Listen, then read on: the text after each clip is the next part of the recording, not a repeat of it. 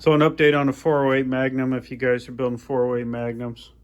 This is the scat crank, scat rods with a 7/16 rod bolt, 7/16 by 1.6 rod bolt. I gapped all the rings today. They're in their cylinders. So I just started to put one cylinder together. Normally I'd start with cylinder 1, but I had cylinder 2, the block was facing up, so I went ahead and put 2 together. I will touch on that real quick.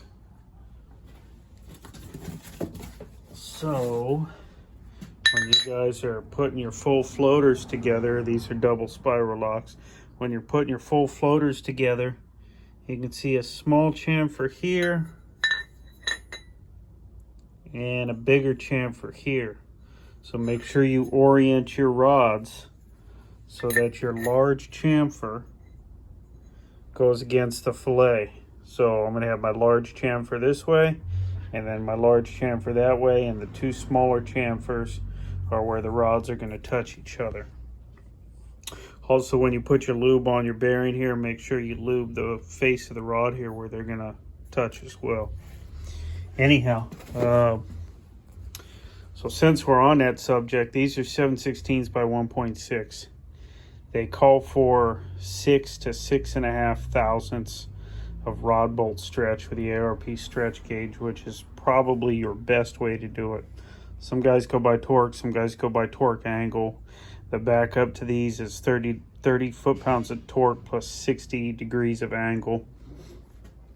But this is the 4th one I've put together, big blocks and small blocks, with these rod bolts that I've been 110 foot-pounds of torque.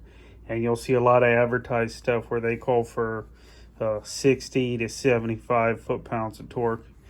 And it always bothered me that I went, 100 foot-pounds of torque or better on them. But I will tell you that they've been consistent right in that 100 to 110 pound range on the last 4 engines.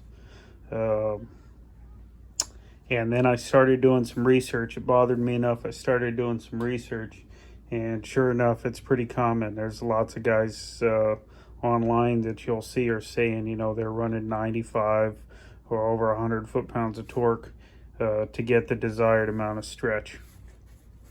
So anyhow, I'm going to try and get that out of my mind and stay at my 100 foot-pounds of torque on them. But what I ran into, I'll back up, scat forged crank, scat rods, H-beams with a 7/16, and that's what I run into.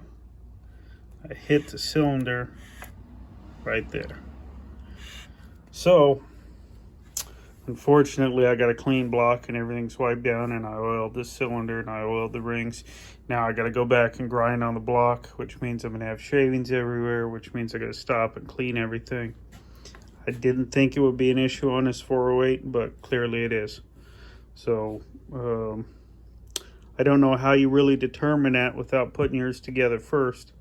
And you got to have your bearing in there. You're